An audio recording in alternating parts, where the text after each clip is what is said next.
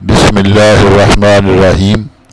मौलाना मोहम्मद आमिर साहब बहावलपुरी के बयानात में से मुअर्रखा 6 मार्च 2003 का बयान। अल्हम्दुलिल्लाह अल्हम्दुलिल्लाहिल्लज़ी हदाना लिहाज़ा वमा कुन्ना लिनहतदिया लौला अन हदानल्लाह लक़द जाअत रुसुलु रब्बिना बिल हक़। मेरे बुजुर्गों और दोस्तों, चंद बातें हैं जिसकी वजह से अल्लाह रब्बुल इज़्ज़त हक़ को दिल में डाल देते हैं। हक़ दिल में आ जाए और आदमी कोई और सोचे तो गुमराही है। हमारा मर्ज़ ये है कि हक़ आ भी जाए तो उसके लिए कुछ करने को तैयार नहीं। जिस उम्मत को अल्लाह रब्बुल इज़्ज़त से तल्लुक़ का एहसास नहीं, ये अल्लाह से मदद की उम्मीद रखती कैसे है। हम तो ऐसे हो गए हैं जैसे अल्लाह रब्बुल इज़्ज़त से हमारा वास्ता ही नहीं है। मुसलमान किसको कहते हैं इसका होश नहीं। इसके सिलसिले में 4 बातें समझेंगे तो अल्लाह रब्बुल इज़्ज़त बात को दिल में हक़ डाल देंगे। पहली बात, इस वक्त पूरी दुनिया में मुसलमान मगलूब और मजलूम है। हर जगह मुसलमान मार खा रहा। जो मुसलमान मुकाबले पर खड़े हुए वो भी मार खा रहे, जो मुकाबले पर नहीं खड़े वो भी मार खा रहे। आम मुसलमान तो कहता है कि गुजर जाएगी, क्या हुआ जो मार खा रहे, लेकिन जो ज़िम्मेदार है वो कहते हैं कि उम्मत फंस गई है, इसको निकालना चाहिए। इसके लिए वो काम करते हैं। ये क्यों है? उम्मत 2 इब्तिला में मुब्तला है। इसके दीनदार लोग वो भी निकालने के लिए कोशिश हैं और गैर दीनदार सियासी लोग भी यही कोशिश करते हैं। दीनदार बिल्कुल मुखलिस हैं, उम्मत की खैर खाही दिल से चाहते हैं। ये कहते हैं कि जैसे गैर मुस्लिम नारे लगाकर शोर मचाकर अपने काम चलाते हैं, हम भी इसी तरह से दीन के लिए काम करेंगे तो हम ऊपर आ जाएंगे। हालांकि अल्लाह रब्बुल इज़्ज़त का एक निज़ाम है, उसकी तहकीक बाकी नहीं है कि किस तरह से उम्मतें ऊपर जाती हैं और नीचे आती हैं। मुसलमान का और काफिर का निज़ाम जुदा है। काफिरों की तर्ज पर की गई मेहनत और तहरीक से दीन नहीं आता, इसलिए इस तरह की दीन की नाम पर तमाम तहरीकें ख़त्म हो जाती हैं। दूसरी तहरीकें जो सियासी लोग करते हैं कि काफिरों ने मादी वसाइल पर मेहनत की है और उन्होंने जितने सामान लड़ाई वगैरह के बनाए हैं, इसी तरह से हम भी तालीमात हासिल करेंगे और मादी वसाइल हासिल करेंगे तो ये इस तरह से उम्मत ऊपर चली जाएगी। अल्लाह रब्बुल इज़्ज़त फरमाते हैं कि दीन के लिए जो काम करो अल्लाह की तरतीब के मुताबिक करो, अपनी मर्जी से ना करो, वैसे करो जैसे मेरा निज़ाम है। इसके अलावा करोगे तो कबूल नहीं है। आजकल दीनदार तबके के ज़हन में आ गया है कि हम दीन ही के लिए तो कर रहे। तर्ज कोई भी हो, अल्लाह कहते हैं कि मेरा जो निज़ाम बनाया हुआ है उस तरह से करो।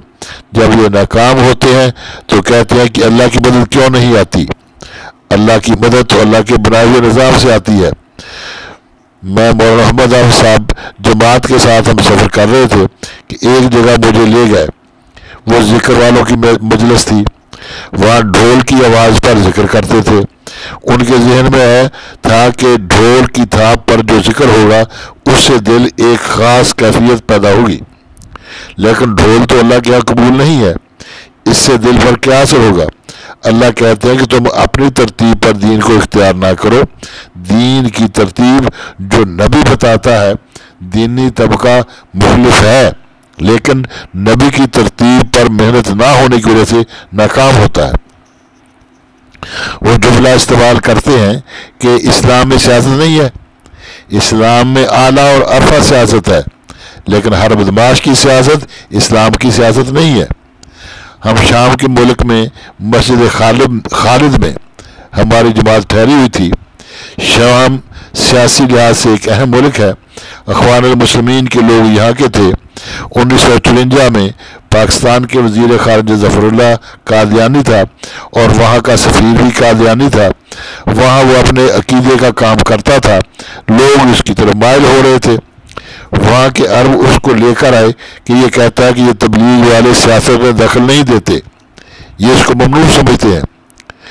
ہمارے ساتھ بھی 30-32 آدمی چل رہے تھے، وہ بڑے زور سے آئے، انہوں نے آ کر اپنے عرب والوں سے یہ بات کی کہ یہ تبلیغ والے سیاست میں دخل نہیں دیتے، تو ان کے پیچھے تم ان کے پیچھے لگ گئے ہو۔ جو ساتھی ساتھ چل رہے تھے انہوں نے بتایا کہ یہ کہہ رہے ہیں کہ تم سیاست میں حصہ نہیں لیتے، اسلام میں سیاست ہے اور آپ تبلیغ والے سیاست میں دخل نہیں دیتے، تو کیا اسلام میں سیاست نہیں ہے؟ میں نے کہا اسلام سیاست نہیں ہے، سیاست ایک جز ہے اسلام میں، اسلام میں سیاست ہے۔ سیاست کہتے ہیں کہ مخلوق خدا کا ایسا انتظام سنبھالا جائے کہ پوری مخلوق راحت اور اطمینان محسوس کرے۔ اسلام کی سیاست میں حکمران خود ساری رات جاگتا ہے کہ کہیں کسی کو تکلیف تو نہیں، اور یہ سیاست ہوتی نہیں جب تک مخلوق کا تعلق اللہ سے ٹھیک نہیں ہوتا، اس کے بغیر امن آ نہیں سکتا۔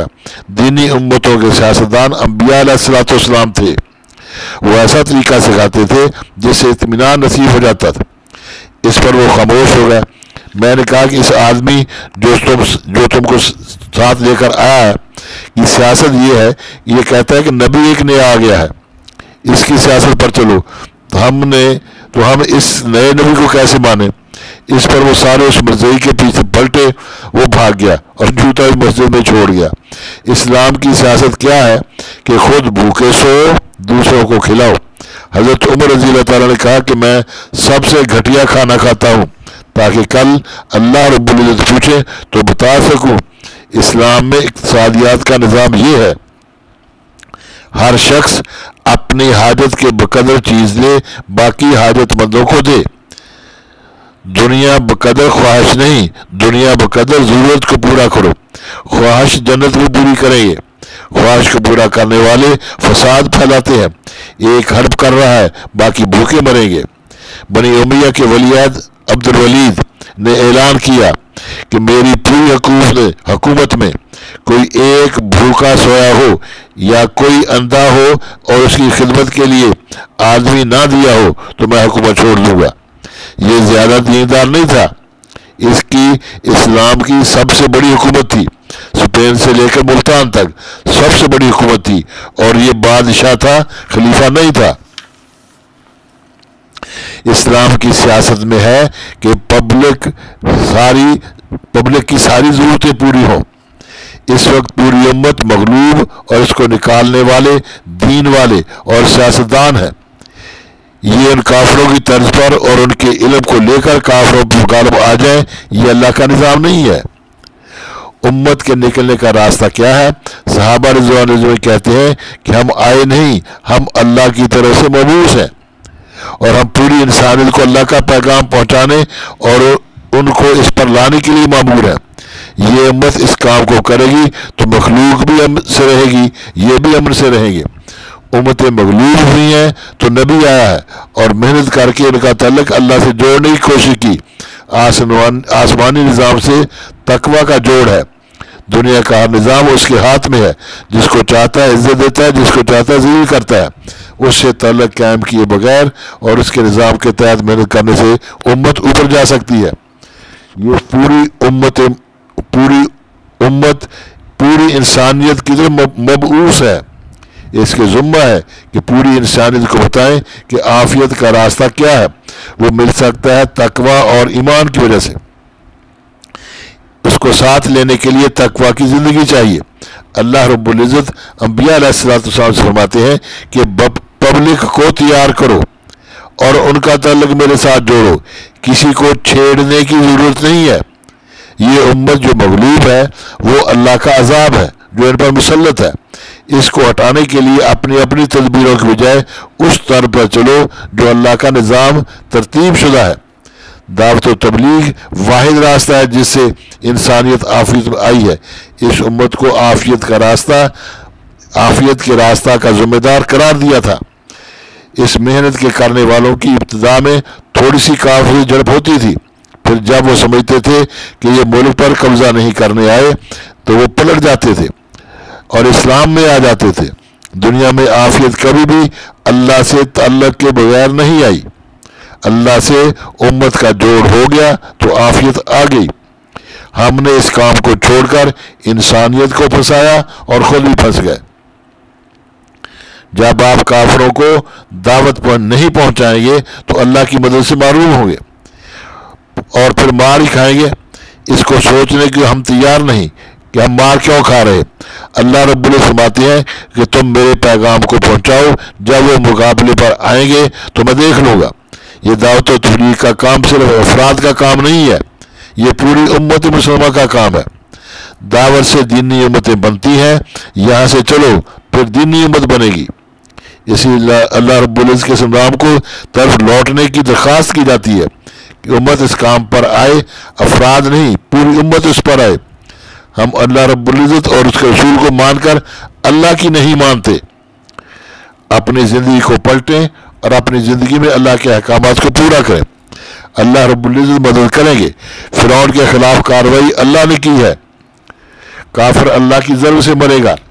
جن کو اس کام کی سمجھ آئی ہے وہ پوری دنیا میں جا کر سمجھائیں، اس کی نیت کرو کہ انشاءاللہ پوری انسانیت میں جانا ہے اور ان کو اللہ کا پیغام پہنچانا ہے اور ان کو دین پر لانا ہے۔ اس کے لیے نبی کی طریقے محنت کو کس طرح سے انسانوں کو اللہ کی طرف کھینچنا ہے اور نبی کی زندگی ہماری زندگی میں آ جائے، اس کو سیکھا جائے۔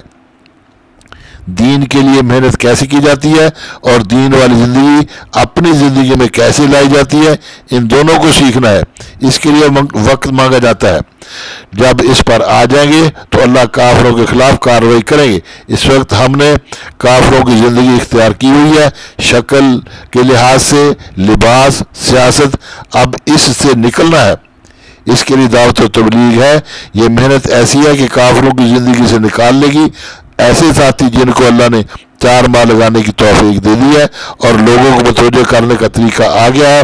دین کی تبلیغ میں لوگوں کو محبت سے سینے سے لگائیں۔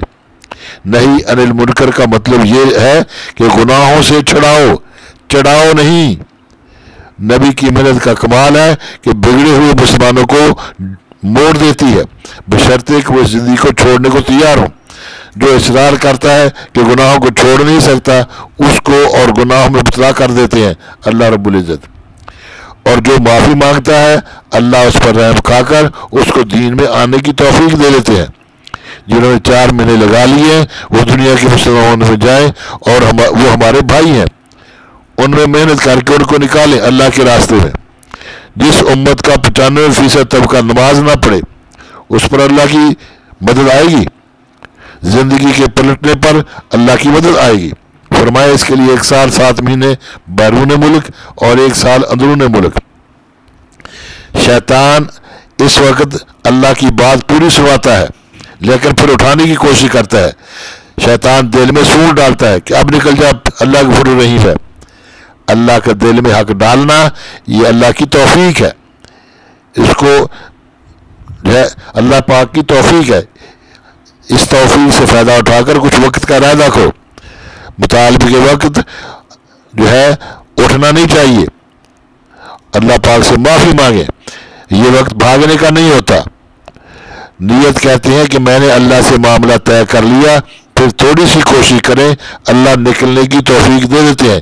کوئی مسجد، کوئی بستی، پوری جماعت لکھوائے، فرمائے اس کے لیے۔